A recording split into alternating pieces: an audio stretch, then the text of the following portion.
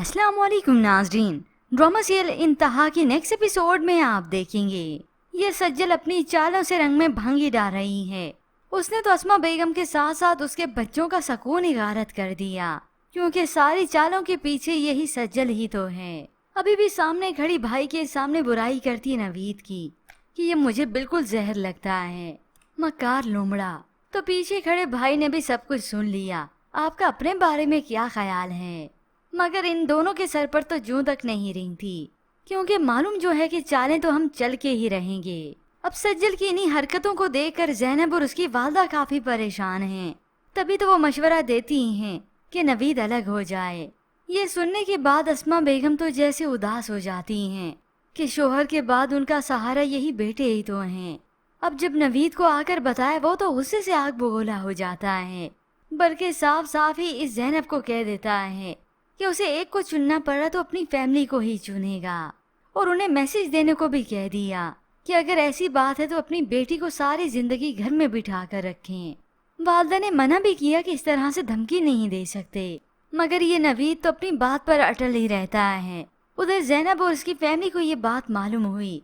वालदा तो कह देती हैं कि सास तो देखो सास ही होती है। तो इधर सज्जल जो अपनी माँ का दिमाग तैयार करती हैं, अगली चाल सोच ली कि करना क्या है।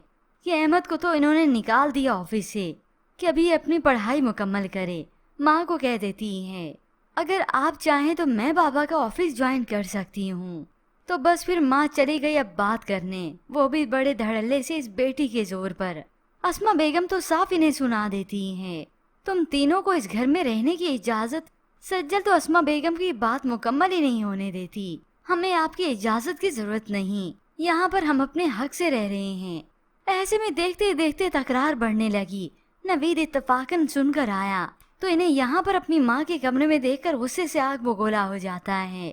आते ही सुना देता है सज्जल को, तुम जो करना चाह रही हो वो मैं कभी नहीं होने दूंगा। ये सज्जल की माँ नौशीन बेगम तो घबरा जाती है कि ये नवीद आ गया। ऊंची उड़ान उड़ना चाहती हो ना, ऐसे सर के बल गिराऊंगा कि पैरों के बल चल भी नहीं सकोगी। मगर हमेशा की तरह अस्मा बेगम इस झगड़े को रुकवाने के लिए बीच में आ जाती हैं, वरना नवीद तो इन्हें सीधा ही करके रख देता और कब का इस घर से भी निकाल चुका होता। इनके हंगामा करने के बाद अस्मा बेगम ही समझाएंगी कि मजीद झगड़ा नहीं मोल ले सकते। तो नवीद ही अपनी वालदा को समझाएगा कि अगर वो ऑफिस आ गई तो हमें ही नुकसान होगा, क्योंकि घर के साथ साथ वहाँ ऑफिस में भी मैदान जंग ही बनेगा।